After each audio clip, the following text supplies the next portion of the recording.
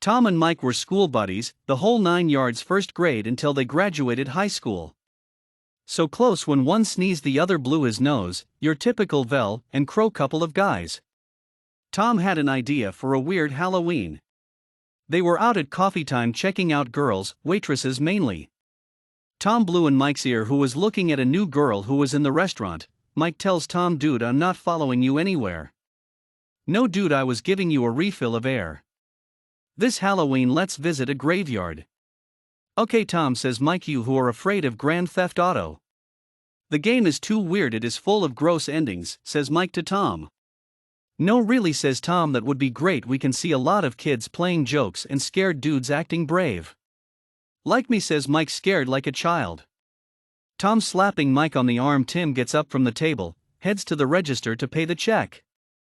They leave the restaurant. On the way to the car, Tom smirks at Mike and says, "Seriously, let's go to the graveyard in town on this Halloween, or do you have plans?" "Haha, not," says Tom. Mike laughs back to Tom, "We could drink wine or milkshakes." "Dude," says Tom, "the whole night at the graveyard without leaving. Is this a test to see if we are brave?" "No, but it's the best ghost story we can tell for years to come." Dawn of Halloween day came. Mike got up early, walked to the kitchen, and then heard a who sound. Thinking it was Odonnell would be in the city at his apartment. "Who?" the sound again. Mike leans out the kitchen window and thumps Tom on the head. "Me, that's who."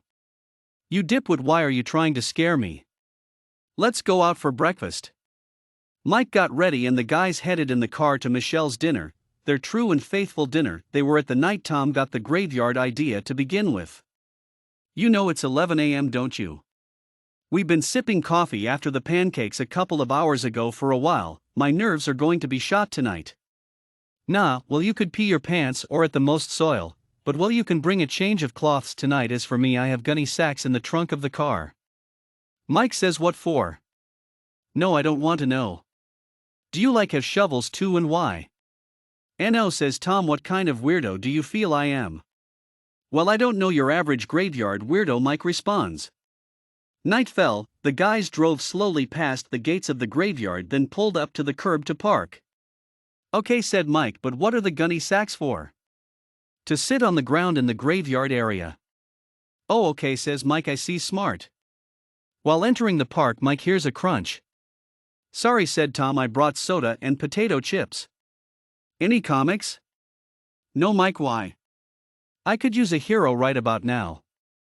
Onward into the depths of the dark, dimly lit pathway.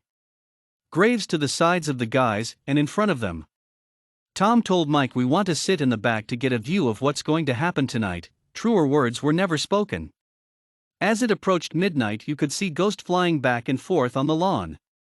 "Did you see that?" says Tom. "Kids playing and laughter, sort of eerie." "Oh, okay, Tom," says Mike.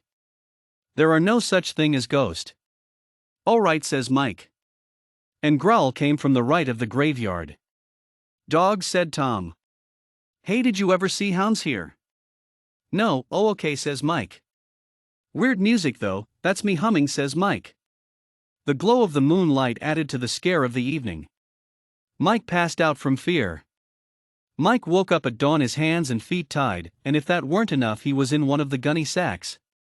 "Oh my God," Mike thinks, "I hope I'm not inside a casket too, and where is Tom? Wait, I feel moisture. No, I didn't pee, I must be laying on the grass.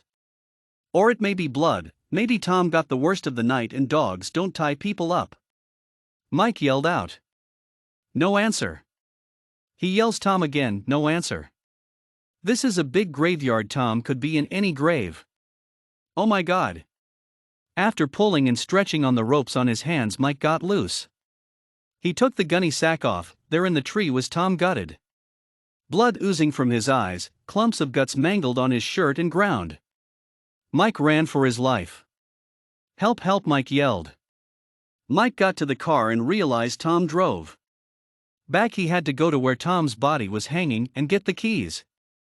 A tear ran down Mike's face, and then he turned and said nope and ran to the center of town. Mike went to the dinner to relax, then to talk to the police. There in the restaurant sat Tom. Mike walked up to him and put his hand up and poked him. Tom began to laugh. It was bread soaked in jam. You never asked what was in every gunny sack after all you were in one, remember?